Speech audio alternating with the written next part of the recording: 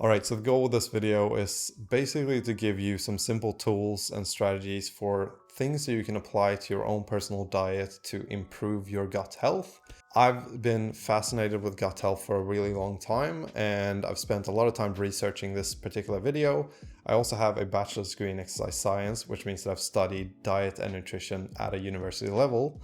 Now, I'm not an expert in diet and nutrition, but I spent a lot of time thinking about this, and I do think the most valuable thing that I can do right now is to share some of the tips that I've developed through the years of just trying to improve my own personal gut health and diet. Because I've come up with, since I'm a pretty lazy person, I've come up with ways or had to develop systems to incorporate foods into my diet that will improve gut health, that are the biggest bang for your buck type of foods, and that are the easiest to add. And I think I have some really good ideas for how to do that. So I really think that this will be a valuable one for you if you care about your gut health and actually your overall health. All right, so first off, I just want to touch on why you should care about gut health, and you can skip ahead from this part if you want to. I have timestamps in the description if you're already familiar with some of the science of gut health and why you should care about it. All right, so first off, the microbiome within the gut is basically the bacteria, fungi, viruses, and just all kinds of microorganisms that exist in every healthy person's gut. And depending on just a bunch of different factors like disease, diet, and environment, etc., all these things can change, and the balance within your gut can change between these different microorganisms. And depending on how the balance of these changes, it can affect your body in several different ways. For instance, there are studies that have actually shown that diets high in refined sugars will cause an overgrowth of a certain type of bacteria that feeds on this refined sugar, which in turn might trigger some signals or neurotransmitters in the gut to communicate with the brain, influencing potentially our desire for more sugary foods, which will then cause you to crave more sugar. And then we also have a large amount of the body's immune system, which is in the gut. And a healthy gut microbiome is thought to play a crucial role in regulating immune responses and protecting against infections and even some autoimmune diseases. One of the coolest studies that have ever been done, in my opinion, is one of the studies published in 2010, in which they did an FMT, which is basically a fecal matter transplantation, which is maybe not what it sounds like, I don't know, but it is basically taking shit from one person and implanting it into another person. And I think that's just such a cool study. They showed that they could impact the gut microbiome of this patient, basically healing them from this recurring disorder that they've been suffering from, which I think is just such a cool concept and just an idea, and also a really strong argument for how important our gut health actually is for our overall health. And there are also lots of other studies that have been done that are suggesting that it could help with all kinds of different disorders, from just IBS to like obesity, which I think is really cool. And this is just a portion of all the studies that have been made, and there's still a lot of stuff that needs to be researched. But as of right now, I think it can be concluded that gut health plays a really crucial role in our overall health and well-being. And there's even been connections made in some studies between the gut microbiota and brain function and behavior, like impacting mood, cognition, and even some mental health conditions like depression and anxiety. So if you do care about your health, then you definitely should be focusing on how to optimize your gut health, which is what I will now show you how to do in the simplest way possible. All right, so first let's just start out with what to do, and then I will show you exactly how to do those things. And I will also show you exactly what I eat during a typical day and how I implement these strategies into my own personal diet, so you can get some tips from that and just maybe some inspiration as well. All right, so we're going to start from the ground up, and then we're going to build to the top level. So we're going to start at level 1, which is going to be the biggest bang for your buck change that you can make to your diet. And the easiest way to promote gut health is pretty simple, and that's just to increase your overall dietary fiber. The more fiber that you eat, generally, the better it is for your gut health. So basically, if you're doing nothing else, then increasing your fiber is going to be the biggest bang for your buck change that you can make. Now, the way to increase your fiber intake is incidentally also related to some of the later levels in this gut health section, but that's through just eating more vegetables and eating things like seeds, grains, oats, those sort of things. All right, so now for level number 2, which is once you've increased your fiber intake, you want to start looking at vitamins and micronutrients. And these are basically going to come from your fresh fruits and vegetables. And coincidentally, like I said before, fruits and vegetables contain a lot of fiber as well. So by adding more of these into your diet, you will by default be adding a lot more fiber into your diet. So it's a kind of a win-win. Now, ideally here you want to go for variety. So if you only like one fruit, that is better than nothing, and you should definitely be eating that fruit. But if you like a lot more fruit and you are one of those people who just like everything, then what I would do is I would go to the shop and just buy like 7 different fruits, and then I would eat one of those every single day and I would switch between them. Or I would actually buy probably 14 fruit and eat 2 of them a day. I would actually do the same with vegetables as well, just buy several different ones and just eat different ones every single day, because you want to aim for variety. I will explain a lot more of this when I get to my own tips for how I'm implementing this into my own diet, but that's just a short tip for level number 2. Now moving on to level number 3, which is probiotic foods. And this is where we're getting into foods that have been fermented in some sort of way. So we're talking about things like yogurt, kimchi, kombucha, sauerkraut, whatever you have or whatever you like. And so the reason that fermented foods are good in particular is because that during the fermentation process, good bacteria is developed. And this is also the reason that these types of foods taste a little bit sour. So when you eat these kinds of foods, it kind of replenishes and helps diversify your own gut microbiota, or simply put, your healthy gut bacteria. And now we have the 4th level, which arguably could be the 1st level, but I put it at the 4th level because I think it's one of the hardest ones to achieve. And this is reducing your overall refined sugar intake. Now, I do not care that there's sugar in fruit and vegetables, and neither should you. No one should ever care that there's sugar in a banana, okay? Now, what you should care about is the amount of sugar that's in your cereal that you eat every single day. But anyway, that's just my personal rant. So this is my simple rule when it comes to sugar in foods. And this is going to be like processed or packaged food. This is my rule for packaged food that I buy. So yogurt or cereal or things like that. I'm looking for things that have less than 10 grams of sugar per 100 grams of the food that I'm buying, okay? Anything that's below 10 grams, that's fine. I'm going to eat it. Above 10 grams, probably not going to eat it, but it depends. Now, I'll also say that I really think that you should be careful here, and if you love that cereal that has 20 grams of sugar or 30 grams of sugar per 100 grams, then maybe the best option isn't to remove that from your diet and be miserable in the morning. Instead, maybe you should keep that in your diet, but try to look for other areas in your overall or typical diet where you can decrease sugar, where it's not as important to you, and try to stick to that. Because what I think most people, or everyone that I've ever given advice to, has fallen down to, me included, of course, is the perfection route. You design or you come up with this diet that's going to be perfect, where you're going to eat no sugar, you're going to eat absolutely perfectly. It's going to be the healthiest diet that anyone has ever eaten, and you create that for yourself. But then all of a sudden on day 7 or whatever, there's a birthday party and they offer cake, and you feel like, oh, I shouldn't be rude and not accept the cake. I'll have some cake today, it doesn't really matter. But then once you've had that cake, you feel like you've already failed your diet, because your diet was set up to be perfect, and now you're not perfect, so you're not following this plan that you had. And because of that, you start feeling like, oh, well, this day's already ruined. I might as well have some sugar or like candy at night because I already had the cake in the morning. And then the day after, you feel like, oh, this week is already ruined, so might as well just start next week. And then you just keep doing that and you're already down a rabbit hole of not following a diet because you set up this unrealistic goal, which no one can stick to.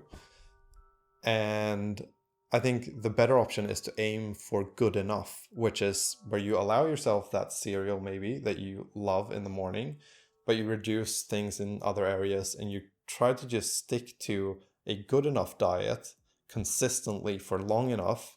It will give you the results that you want and you will improve your gut health.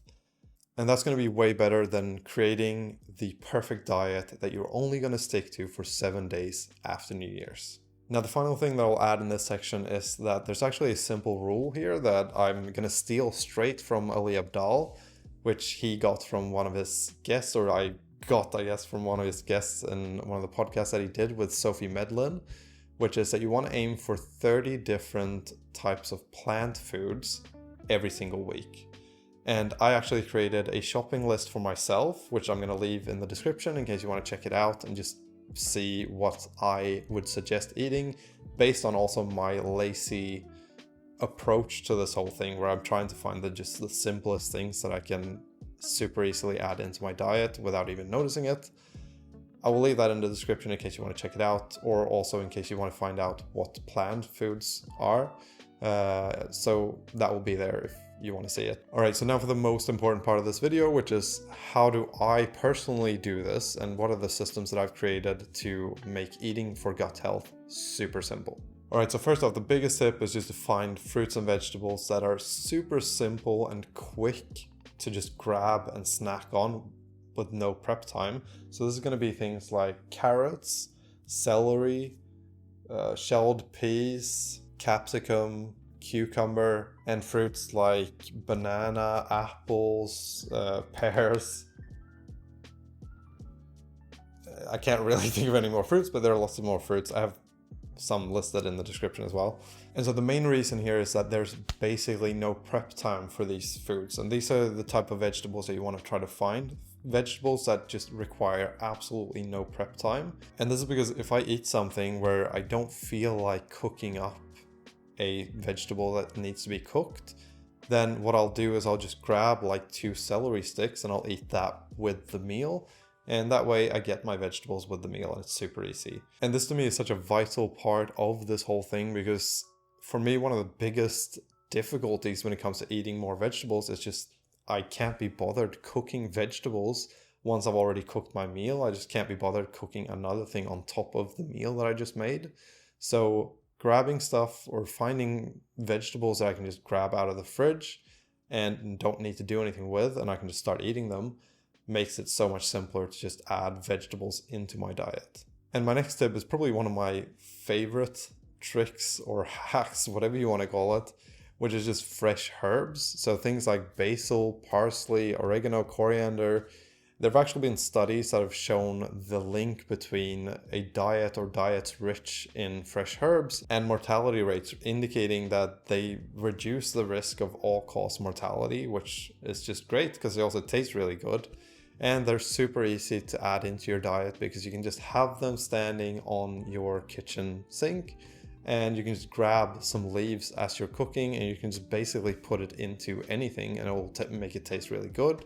So this is my other system for helping me eat for gut health. I basically just, anytime I make a sauce, I just put 1 or more of these leaves into the sauce that I'm making. And it just helped me get a lot more micronutrients and fiber into my diet in a super easy way. And it's such a dead simple thing. And again, it just takes no prep time. You can just stand there and just grab it. Okay, so now for some fruits. I'm a pretty picky eater, so I don't have that many fruits to choose from because I don't like most fruits.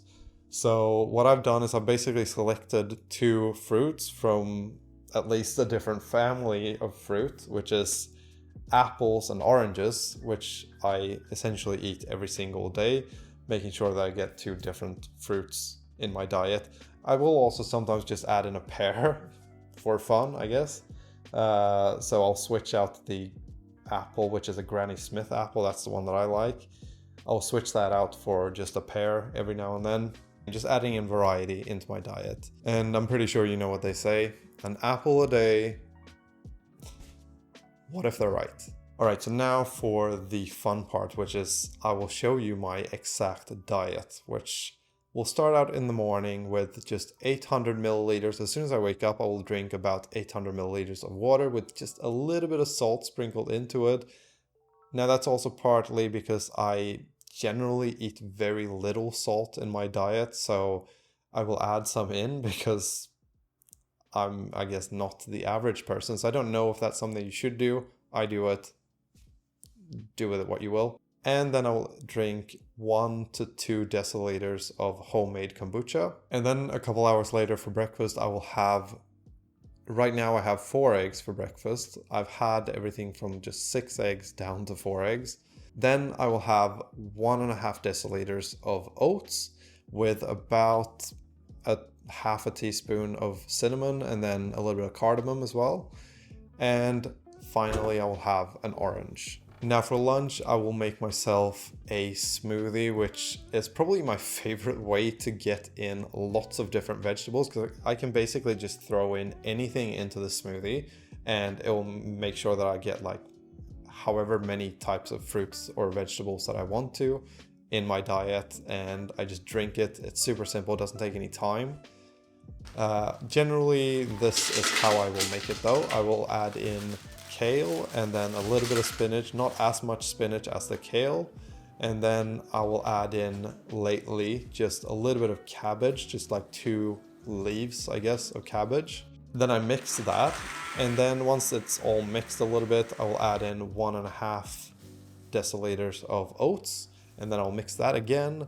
And then I will add in about 1 scoop of protein powder. And then I will actually put about a tablespoon of coconut oil in a bit of a glass, and then I'll put it in the microwave and melt it, make sure that it's really melted, and then I'll pour it into the mixer as it's mixing, and then I will drink that.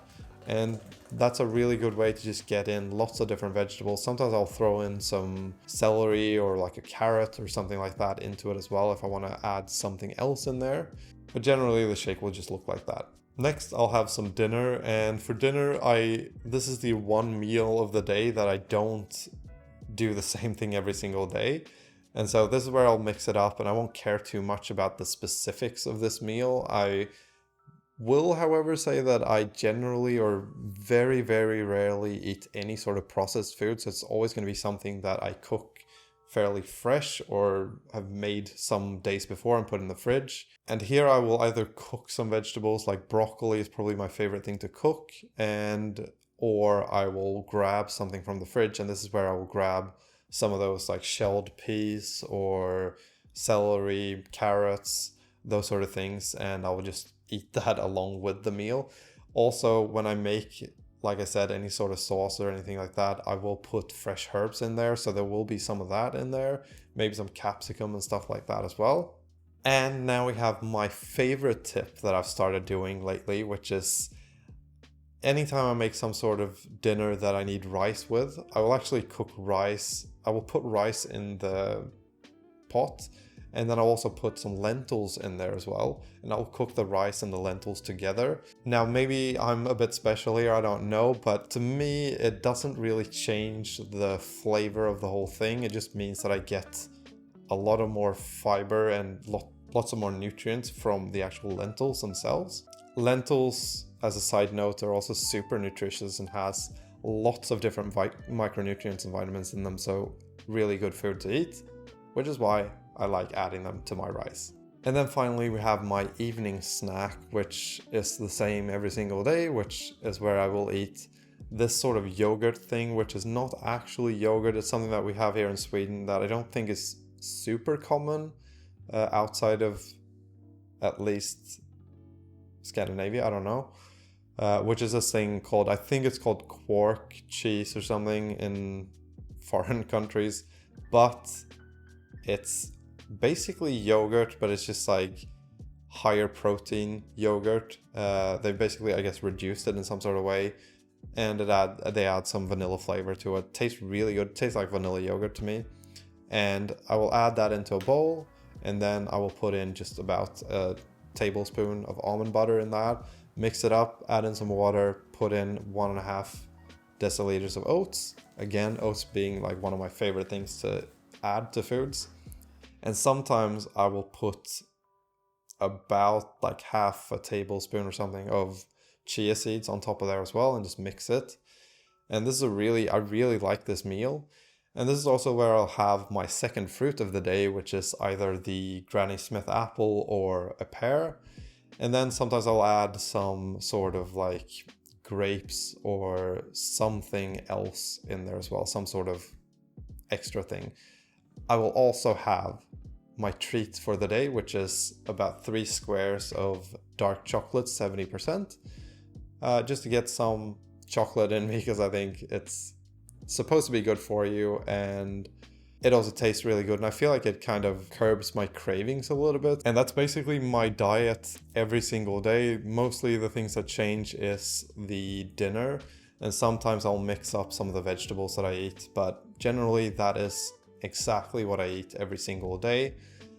And I highly recommend actually creating, that's probably the best advice when it comes to creating a diet for either gaining weight or losing weight that I could give, which is to create standard meals for yourself, where you just have meals that you eat every single day, the same type of meals, because the more that you can do that, the easier it is to just control for things, to just increase certain foods if you want to gain weight, or decrease foods if you want to lose weight. Really easy. It also helps with decision fatigue, because I never ever wonder, what am I going to have for breakfast today? I always have the same thing. I never think about what I'm going to have for lunch. I always have the same thing. Never think about what I'm going to have for an evening snack. Always have the same thing. So I basically never make any sort of decisions when it comes to those 3 meals of the day, which I think really helps. So yeah, again, I've left some links in the description to some of the studies that I've mentioned in this video, and also a shopping list, basically my shopping list that I use every single week, which I also highly recommend. Is just creating a checklist in some sort of to-do list app, creating like a standard template for what you're going to shop when you go to the shop, and then you just go through that every single week when you do your shopping. That's really useful, I think, for maintaining this goal, I guess, of getting 30 different type of fruits and vegetables or plant foods every single week. So I really tried to make this video as useful as I could, and I hope that you enjoyed it and that you got some value out of it. And yeah, that's it for this one. I hope I'll see you in the next one.